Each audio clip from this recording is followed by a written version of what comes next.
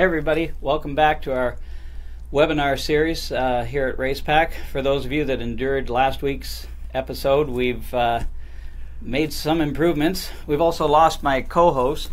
Cameron Foray's decided that this week he's got to go out and drive a nitro funny car, so that leaves me here with the hosting duties as the guy that was supposed to be just assisting in this. I'll be doing this part 2, which will be the basically covering the basics of the DataLink II software. So, as I said, we've gone through some upgrades in the last week.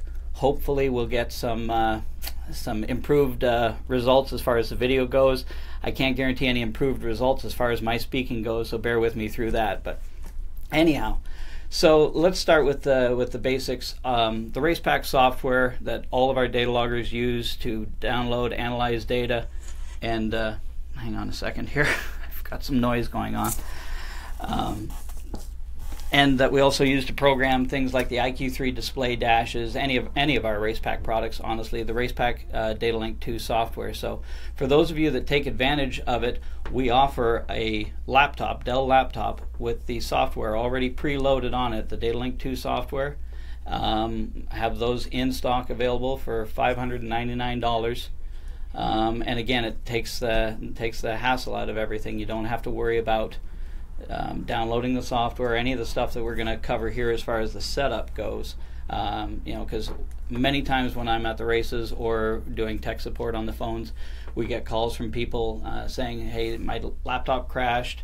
Had to go to Best Buy last night. Got this thing. Hopefully it works. Can you help me set up the software?" A very common thing. So, like I said, one of these in the trailer is great insurance.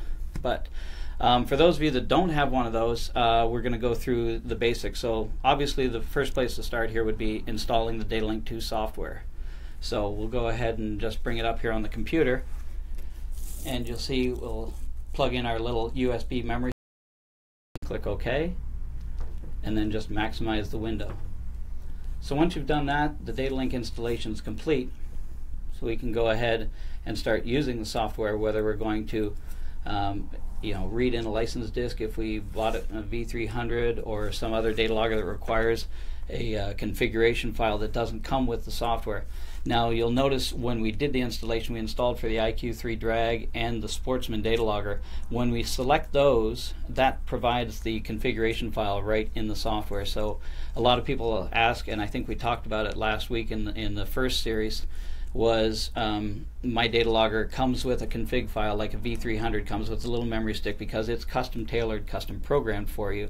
The Sportsman unit and the IQ3 drag, they are more of an entry-level deal. They don't come programmed, and you pretty much put it together once you receive the unit, so we provide a basic configuration file in there. So now that we've said that, let's go ahead and run through installing a license disk for a V300 system. So we'll bring up our screen again here, and we'll try and go to File, and we'll first off open the car configuration and show you that we've got obviously the IQ3 and the Sportsman, which we had selected earlier, but we don't have anything for the V300 we have. So we'll cancel out of this, and we'll insert the little USB memory stick that came with the unit. It'll contain the licensing.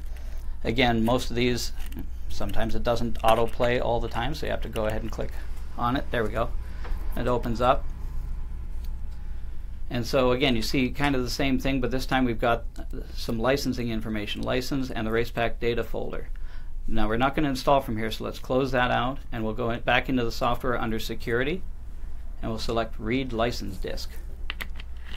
And here we'll select the license keys we need, and we also need the configuration files. And click OK.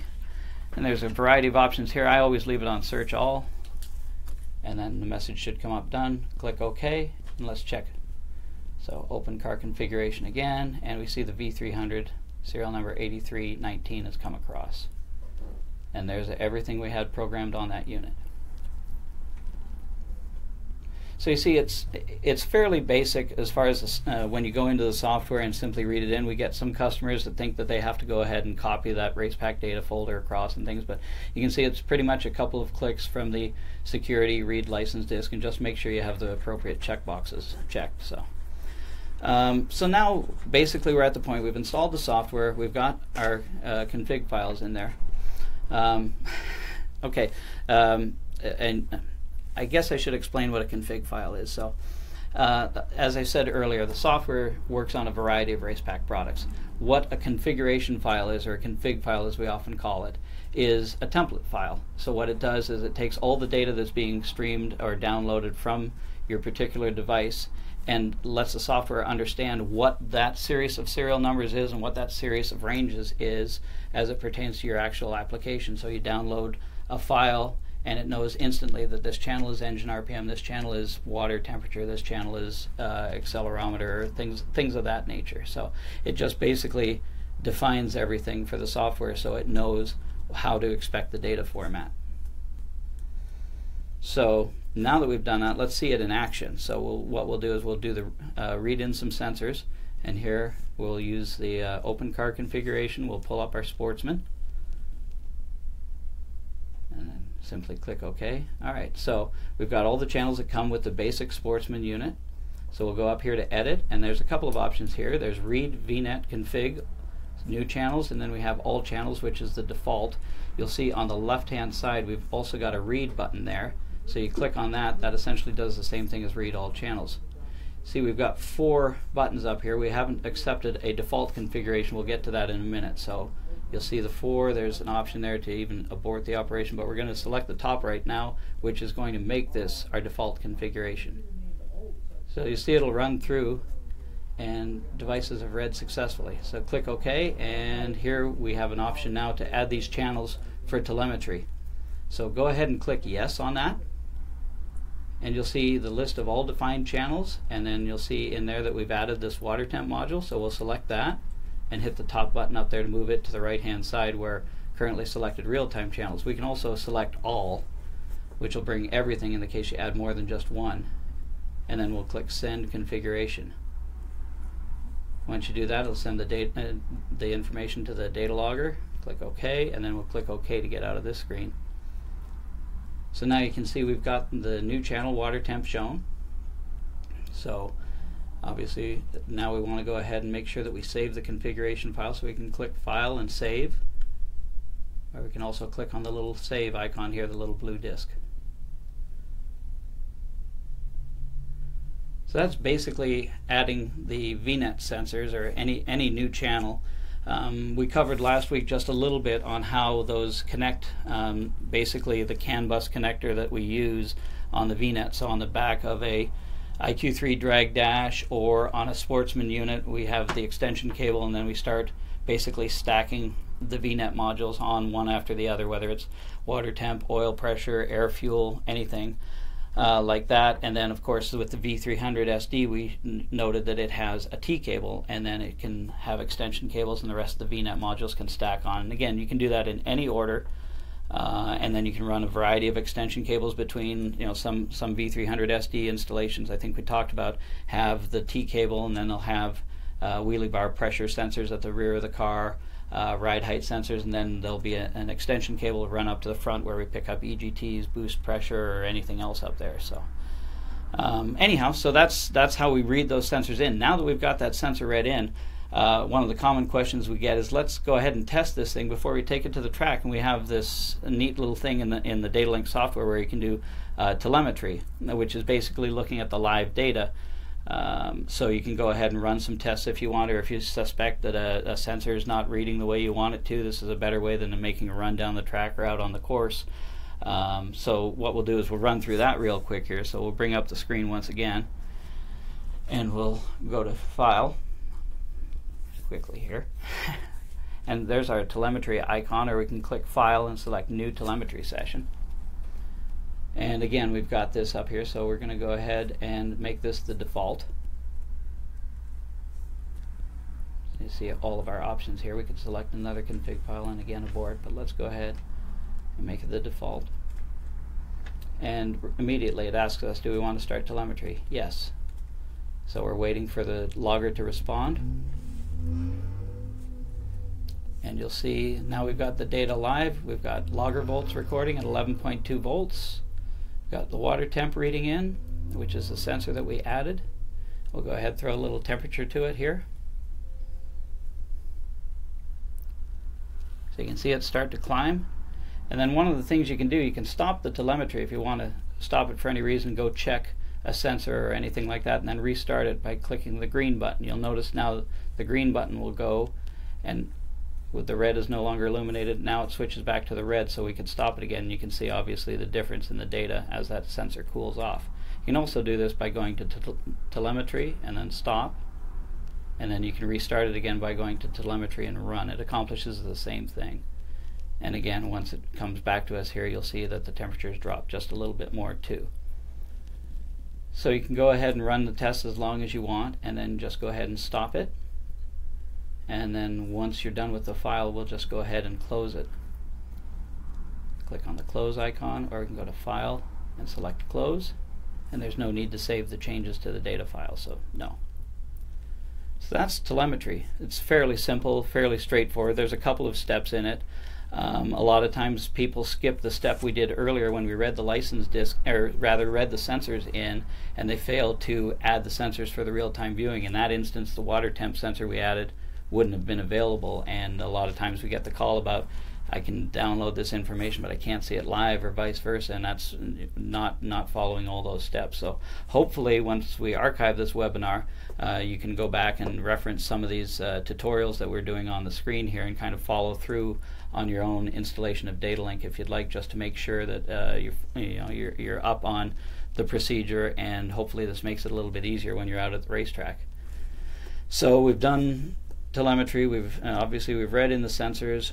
One of the things you heard me reference in a couple of those was the default configuration. You saw that window that popped up, and what that is we have several customers that have cars, in several of the sportsman classes, so they run multiple Racepak systems on their laptop.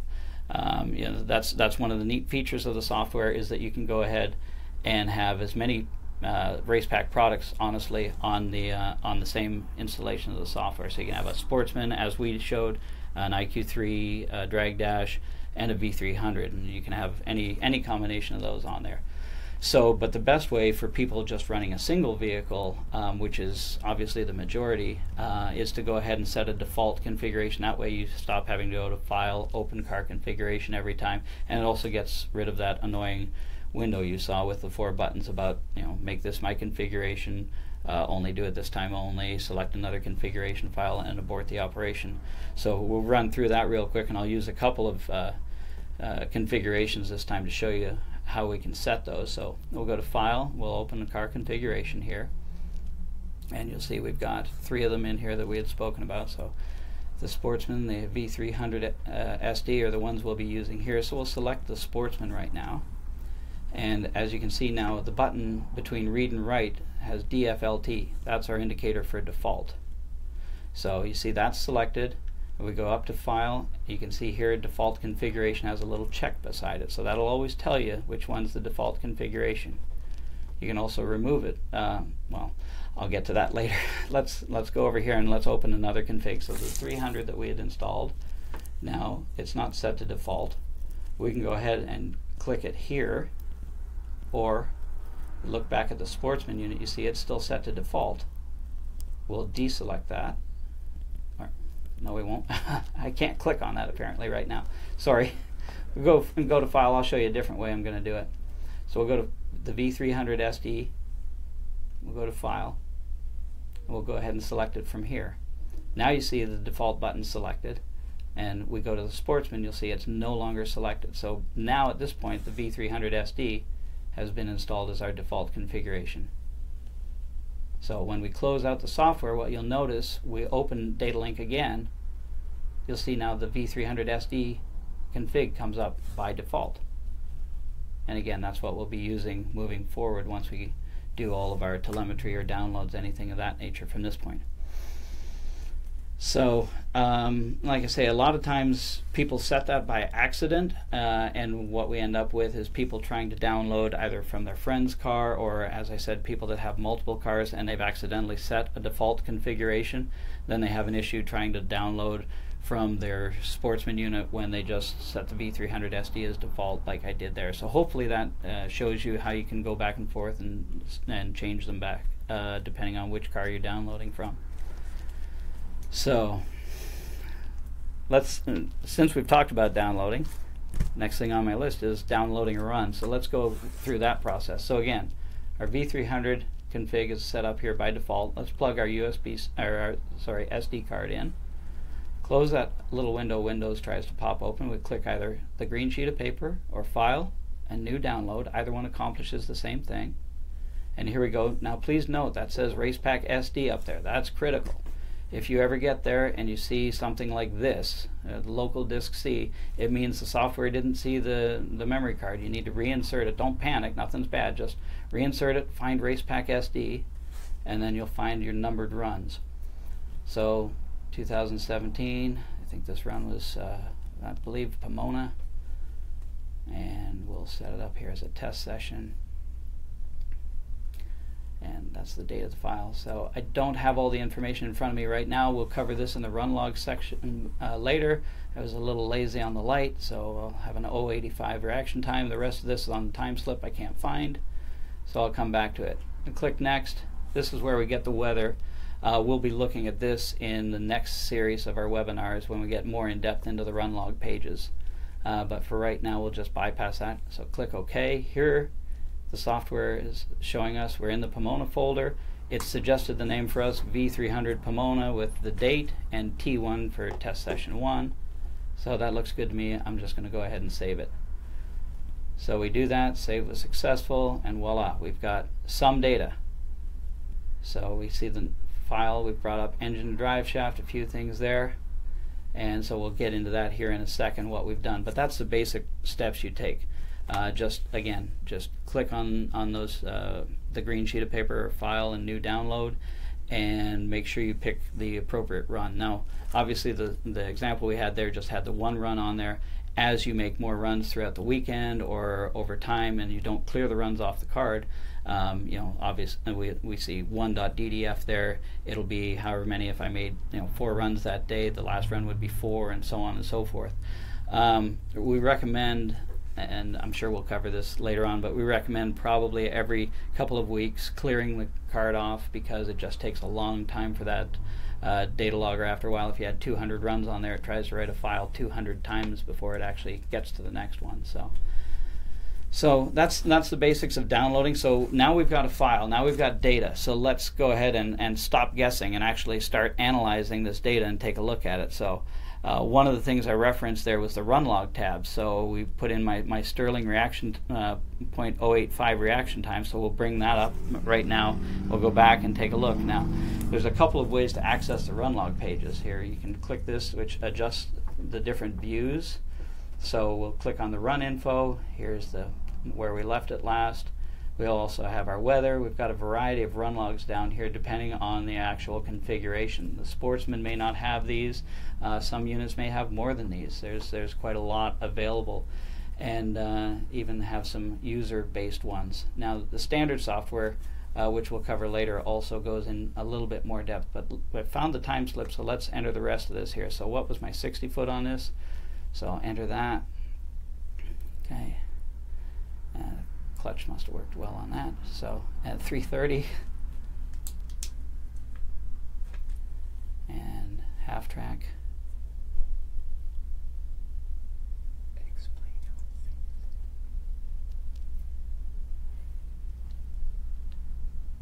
So what we do is, the purpose of having this, a lot of people use physical logbooks, like just the little ones they carry in their trailers and inevitably get lost.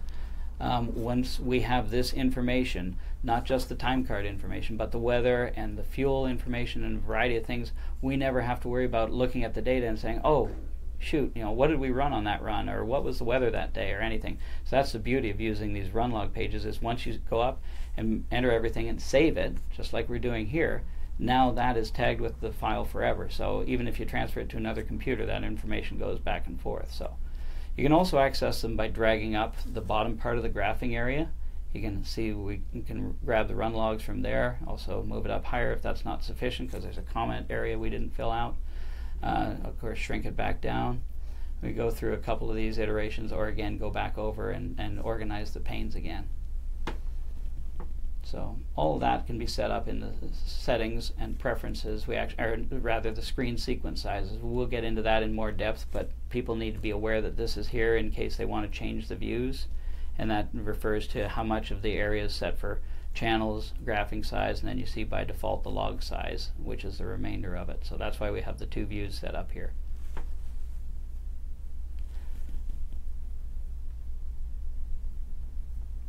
So again, that's kind of an overview of the run logs. We'll cover that in more depth when we do an in-depth analysis of the differences between light and standard software. That's one of the things we'll cover later on here. We're just going to do a very light, no pun intended, version of that.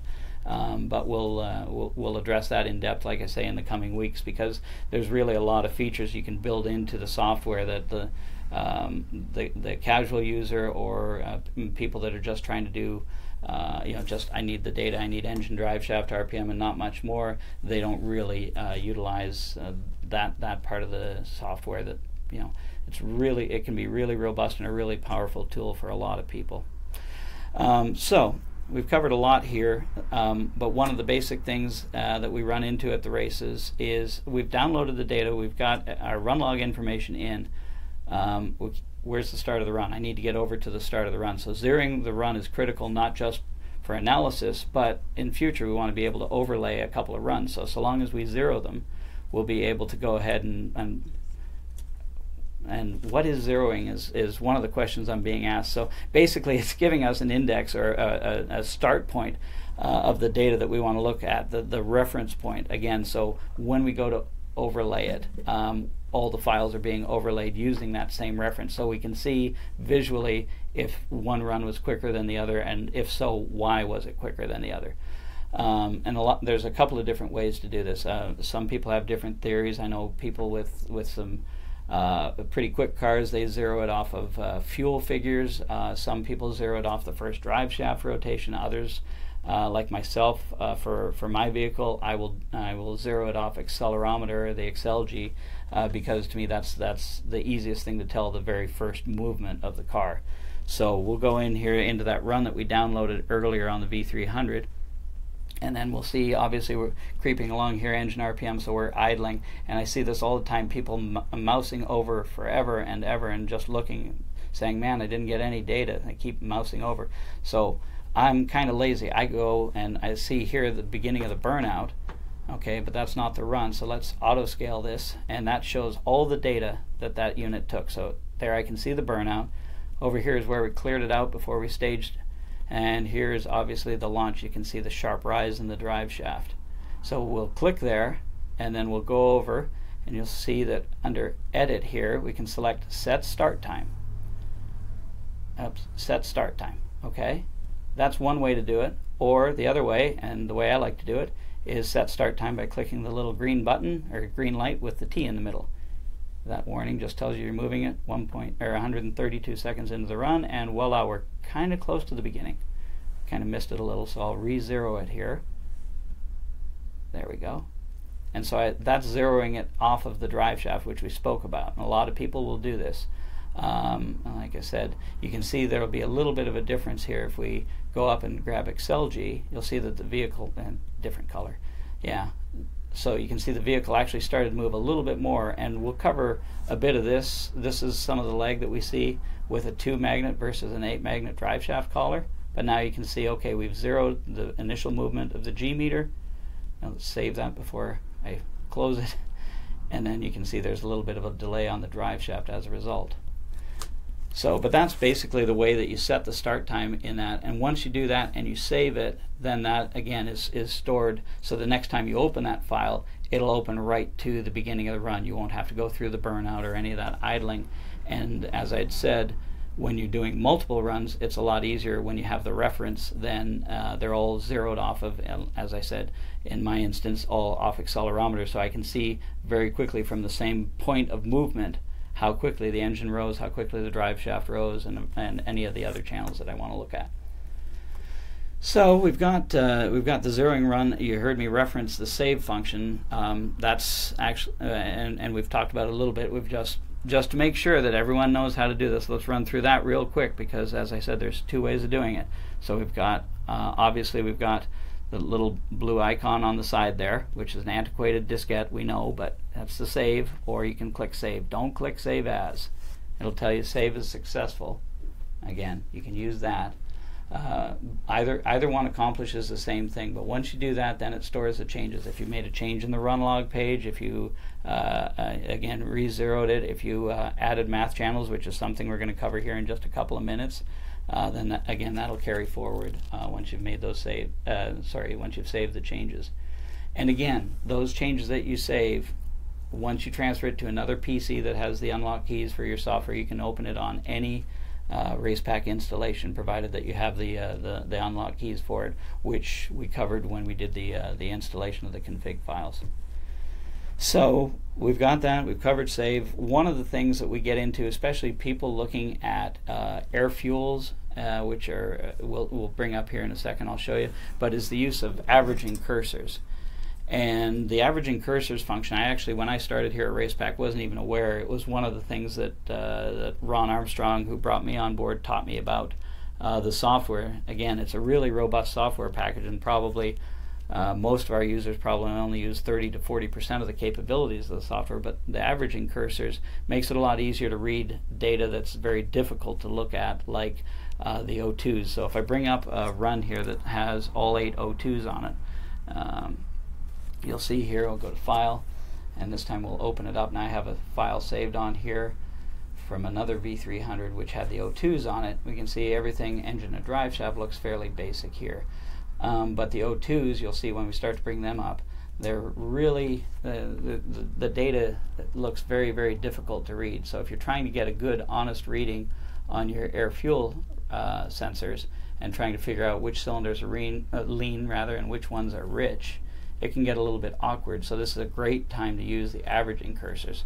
And so, like I say, looking up here at the top of the gear, when I'm looking at O2s, I try to look midway through high gear to try and see, because everything's kind of situated. The car is not bobbing up and down in the air like it does on the launch. So we'll open the averaging cursors by opening on the left square brace, which is close to the enter key on most keyboards, and then you'll close it with the right, and then you can see here our average time is 1.28 seconds. That's the length of our average. Let me go to our O2s here. So you click on the top and you'll see our air fuel cylinder 1. So we're looking at that value through this range. You'll notice the value changes, but the average, the min, and the max don't change. And that'll be the same for everything that we've got selected up at the top of the channel. So we'll go through and click 3, air fuel cylinder 5, 7. We'll go through all of them here, and you'll notice that I'll be able to look at an average value across that range that we took. And so, like I said, this is very useful when you're looking at average readings.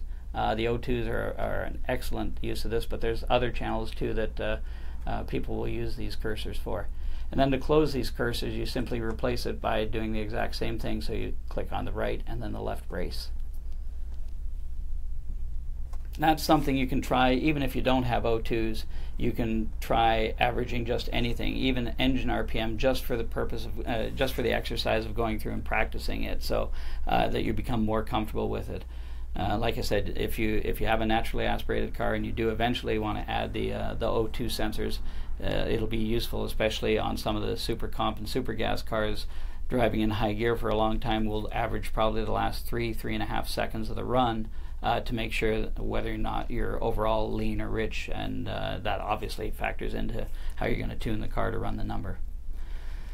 So I think we've got a lot. You heard me reference the math channels just briefly. So what that is most of the data loggers we sell go with light software. The IQ3 drag dashes, the Sportsman data loggers, probably over half of the V300 SDs we do go out with light software, but we also offer standard software. Now that can be done here at Racepak when you order the system, or you can add it later in the case of the V300s. Can't be added, unfortunately, to Sportsman or IQ3Ds, but again, those are because those are entry-level data loggers and we don't want to scare people off with too many features or things that they may not use. So let's see, what is a math channel? So a math channel is, and I apologize for the way, like I said, half the staff is either driving funny cars or driving to Las Vegas for Holly's LS Fest out here. So we'll give them a shout out. But basically, the math channel is a channel that we create in the software, where we go ahead and actually do, just like it says, perform math functions on data that we've already collected. So there's several decent applications of this. One of the obvious ones, and this does come by default, we get a couple of math channels even in the light software.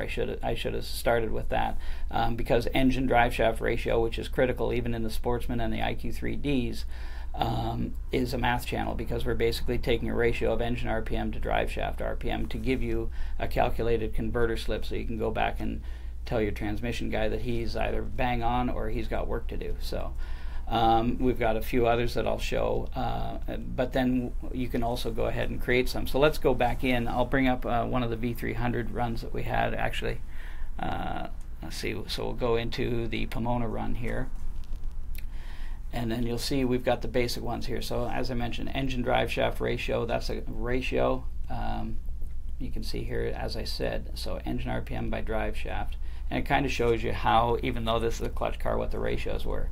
Average EGT, this saves us having to go through and see all 8 EGTs. So by highlighting that, I can see all cylinders added, and then we divide that by 8 to give us average EGT. So again, simple math functions. We're going to do something a little bit more, well, I'll show you here. This unit has light software. So you'll see that the grayed out buttons of easy insert channel and easy copy channel are unavailable. So let's clear that off, and then I'll bring up a config file, or rather a run file from a unit that used standard software. So go up here, and we'll pick this V300 SD. I'll open the runs from last year in Bakersfield, I think. Yeah. And so what did we have there? So Q1 in Bakersfield. And you'll see the difference here. We've got a lot of different channels. So what we're going to do is we have engine drive shaft ratio, like you said, and then we've got the shock travels on this car. And so there's a little bit of movement there, and one of the big channels, most popular channels that we add, is something called shock velocity. So what we can do is we'll take our shock channels and we'll do some math on them. So what we do is we highlight the channel that appears before where we want to enter this new channel. So we'll pick a derivative, because that's what the velocity channel is. So this one's going to be right rear shock velocity. So type that in here, and then I'll move down to the expression text box, and we'll double click, and that automatically enters right rear shock position. We'll change this out to 3, and then we'll change our minimum value to -100 and maximum to 100, and click OK. Now you'll see in the list we have right rear shock velocity. So we'll repeat the process now for the left rear. Same deal, insert a derivative channel. And I know we're going through this kind of quick here. Again, we'll get more in depth in the next series. Just want to show you how easy it is to add these types of channels, and the actual importance of using some of these. Like I say, a lot of people say, well, why would I need that? Well, the first thing a guy asks me when he's trying to set up the shocks on a new car is, I need velocities. I need to know how to figure these things out. So now we've got the channels available at the top. So you'll see we have the 2 ones. So let's go click here. You'll see, okay, the right rear, yeah, it looks like okay as it settled down during the run. Let's look at that left though. There was a lot of movement there, and you can see there we've got work to do somewhere in the suspension system here. So this is valuable data you can give back to the guy working on either your suspension setup, or the guy who builds your shocks, or even yourself if you're one of those 2 guys I mentioned. So again, we'll save the changes here. We can go to File and select Save. Save was successful. So those will get added going forward. Now you would do the same thing here, provided I can get back to main screen. There we go. Sorry, like I said, a little short staffed, but we're good. So what we've got there is, in order, that's for that run only. What you would do if you wanted to add those channels permanently would be to do that same process, but we would do it in the configuration file that we referenced earlier. And it's the exact same process. You insert the channels the same way. Once you save them, then from that point forward, those channels will be available to you. So that's the basics of the software. Like I say, we dipped our toe into things like the math channels and the run log pages. There's a lot more that, you know, if people are interested in that, we'll look at doing that in a future webinar, because there's some really good information available in there, and like I say, stuff that you can carry with those runs that'll carry over if you're looking at the files on an airplane or whatever and trying to come up with analyze the data either right after the race or on your way to the next race. You have all this information at your disposal. But that's kind of, like I say, the bare basics of it. So what we've got coming up in next week's series, so we're into week 2 here. So next week, if Cameron survives the funny car experience in Boise, I'm sure he'll be back here to help us set up an IQ3 drag logger dash. And then we'll go through, like I said, we glossed over the installation of the software and just referencing the configuration files. We'll have time to look a little more in depth on the IQ3 drag logger configuration on that one, as well as how you set up the displays. Week 4 we'll do the similar deal with the Sportsman data logger as far as how you set it up, how we get into more in depth as far as defaults, adding channels, things of that nature.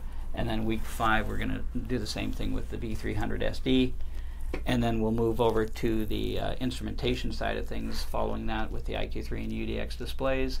And then the next 2 weeks will be covering how to program the displays and all the functions therein. So that's pretty much what we had for the actual script, but we're, you know, again, it's a living, breathing thing. So, oh, can we use a GoPro and explain shock inches versus inch per second? Okay, well, I'll do the second one first. So the actual travel that we measure is, on those shock positions is actually graduated in inches. So everything's calibrated. Our shock travels, typically we do the 8-inch ones on the rear of the car. So what you're seeing there, and they're scaled as such, when you see it move 1 inch, as far as the number moves from, you know, 5.5 inches to 6.5 inches, that is an inch of travel. When we do math, like when we take a derivative of it, those of you that took calculus would know now that we're talking about the rate of change on this. So the units that you would use in that instead of inches would actually be inches per second to give us the rate.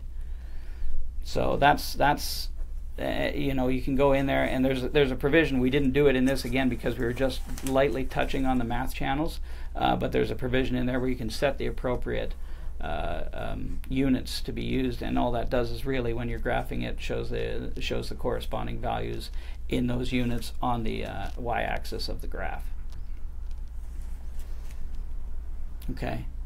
So with one of the questions we get is utilizing the GoPro cameras, or some of the cameras people have both on board or that they use from a stationary point on the track, where they can video the car is going. We actually have for the Hero, I think it was the Hero 3 camera, was it? The Hero 2, I apologize. So the GoPro Hero 2 camera, we actually provide a VNet interface which allows us to turn the camera on so that that way you're not running it unnecessarily. But one of the main things we can do with the GoPros and a variety of cameras actually is with the standard software we actually have a video integration program. So again, that's something we'll cover in the standard software segment that we'll do. But what it does is it allows you the opportunity to videotape the run, and then you can, again, using the set start time, you can sync both the video and the data, so you can see exactly how the car left, and if you did see tire spin, was it tire spin because the track was improperly prepped? Was it because you were over on the center line? You know, just a variety of things. The visual data can be very, very helpful, and people don't necessarily use it just, again, in a stationary spot as the car is leaving, or an in-car camera. Some people actually point it back to suspension components and a few other areas where they obviously wouldn't typically be able to get an eye in. How can you tell wheel spin with data? Okay, so this is getting more into the analysis of it. I don't have an example I can necessarily bring up on the screen, but two very quick things to look for when you come up with trying to figure out what's wheel spin versus just flat out acceleration. What you'll see is, especially in the data loggers like the V300 and the Sportsman that are equipped with accelerometers, you'll see if there's an upward spike, and usually it's a fairly sharp spike in drive shaft RPM and a corresponding drop in acceleration, then you'll know for sure that that's wasted energy. That's just spinning the tires. And if it does hook up, you'll see obviously the tire spin, or you'll see the drive shaft RPM will shallow out a little bit, and the accelerometer will continue to rise. What I'll do is when we get into more of the in-depth analysis, I'll get a collection of data showing a couple of these scenarios like tire spin, tire shake, lean cylinders, things of that nature, to try and provide more of the telltale signs of what to look for, so you can quickly make the analysis. Again, going back to one of our taglines, to stop guessing, because you can look at it very, very quickly and say, too much wheel speed, need to do whatever it takes to calm that tire down.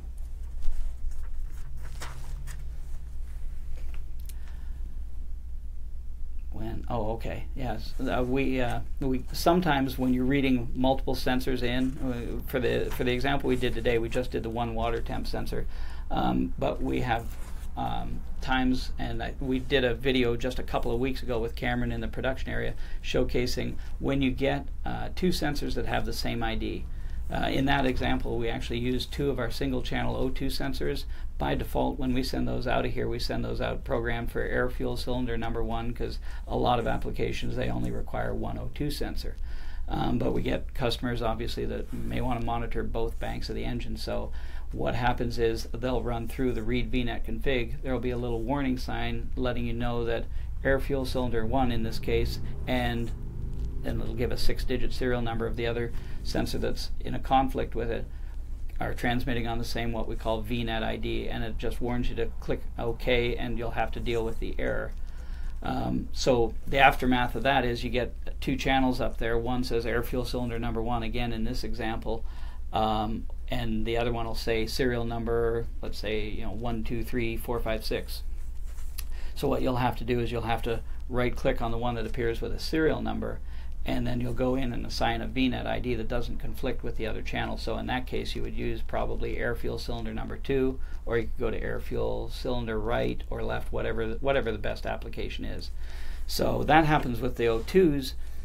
Sometimes we get it where customers are replacing a sensor, or they've got a data logger that they purchased with a car and they're adding a sensor that maybe didn't come with the car, and so when they go through that they'll get some type of a conflict as well. Or they'll also be warned that unit or that sensor is actually missing from the configuration. So we'll do a little bit more in-depth study of that. So, the lights went out.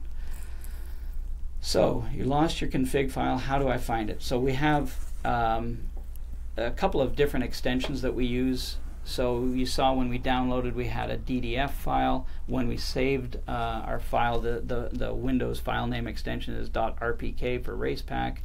And the extension for a Racepak configuration file is .rcg.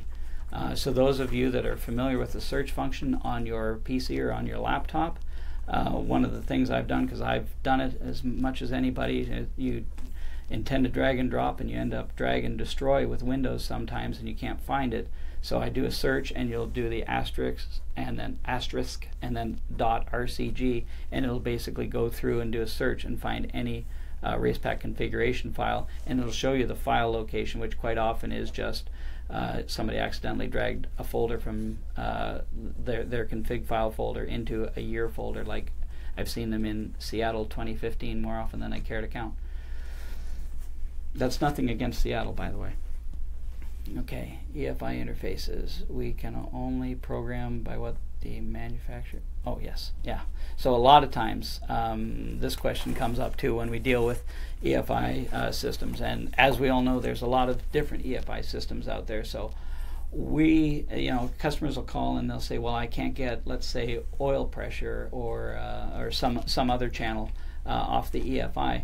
We can only transmit and store the data and display the data that the EFI manufacturer makes available to us on the CAN bus. So, or whatever it is, it could be serial communication as well. So, you know, we try our best, and we do keep up with the manufacturers, and we encourage them to get in touch with us anytime they change the protocol to add or modify what they're monitoring with their ECUs. But it just comes, you know, some ECUs will only transmit 6 or 8 channels of data to us. We have some that transmit over 20 channels of data to us. So if you're not seeing what you want on there, contact your ECU manufacturer, tell them to get a hold of our engineering department, and he'll be more than happy to work with them. Maybe not more than happy to work with them, but we will get it updated if they have an updated protocol. Especially those of you that have switched and are starting to use our new universal CAN module. One of the features in that is not only can it be used on a variety of CAN-based EFIs if you happen to change manufacturer, but we're constantly updating the products to make sure we provide you with not just the best products out there, but keeping up with the other manufacturers as they change and improve their products. So the universal CAN module has the ability to update firmware, and we always update our software as well as often as we can once a new ECU is available. And you can check back to our the download section on our website for updates, and always encourage people, when you have an internet connection, make sure that you've got the latest version of DataLink running. Currently we have 4.8.2 on the website, but at the rate of change, I'm sure this will end up by the time this webinar is done, we could have 4.8.3 if we've got another ECU manufacturer out there. But as we get updates from other manufacturers, as we create new products, we'll update them, and you'll see there's the release notes which detail the changes that have been made, and then also the date that the software was made available.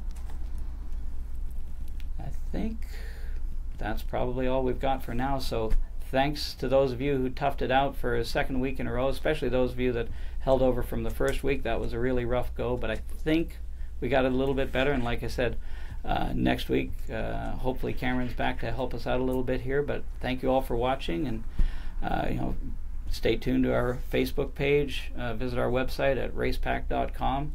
And if you need any help that hasn't been covered here and you can't find necessarily on our YouTube page or our Facebook page, feel free to give us a call on our toll-free number at 888-429-4709. Just make sure I get that right, or 949-709-5555 here in Southern California. Till next week, keep your stick on the ice. See you guys.